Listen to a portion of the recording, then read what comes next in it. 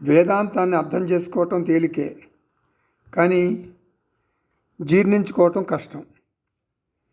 జనకుడు లాంటి గొప్ప జ్ఞాని దృష్టి ఎలా ఉంటుంది? తన శరీరాన్ని సాక్షిగా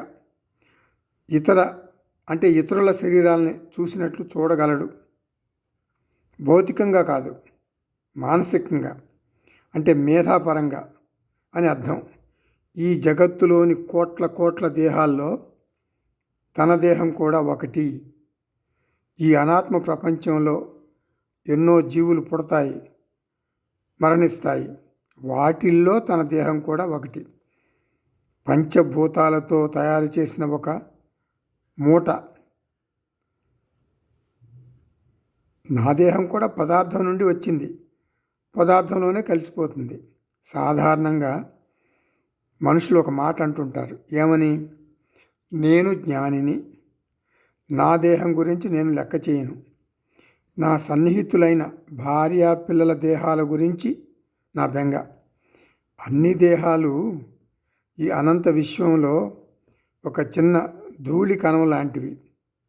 మట్టి నుండి ధూళి కణాలు పైకి లేస్తాయి, మట్టిలోనే లయిస్తాయి. ఇది జనకుడు అభ్యసించే సాక్షి భావ ధ్యానం. అతను ఒక నటుడు, గొప్ప ధనవంతుడు, బిచ్చగాని వేషం వేశాడు. అలా తన దేహాన్ని తను ఒక వేషంలాగా చూస్తాడు. డ్రామా రక్తి కట్టాలంటే పాత్ర పోషణ సరిగా జరగాలి. పాత్ర రోదిస్తుంది, పాత్ర నవ్వుతుంది. కానీ నటుడికి తెలుసు అది నటన అని. పాత్ర పోషణలో అనేక అనుభవాలు ఎదురవుతాయి. మాటల తోటాలు పేలతాయి.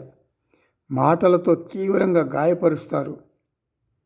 కుటుంబ సభ్యులు నిన్ను ఒకరోజు స్తుతిస్తారు, మరుసటి రోజు నిందిస్తారు.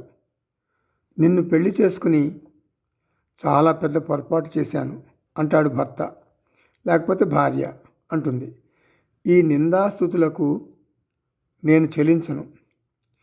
పాప ప్రారబ్ధం లేకపోతే పుణ్య ప్రారబ్ధం అనుకుని తేలిగ్గా తీసుకుంటాను. నా శాంతికి భంగం కలుగదు అంటున్నాడు జనకుడు. నా శాంతికి ఈ వ్యవహారాలు భంగం కలిగించవు అంటున్నాడు జనకుడు.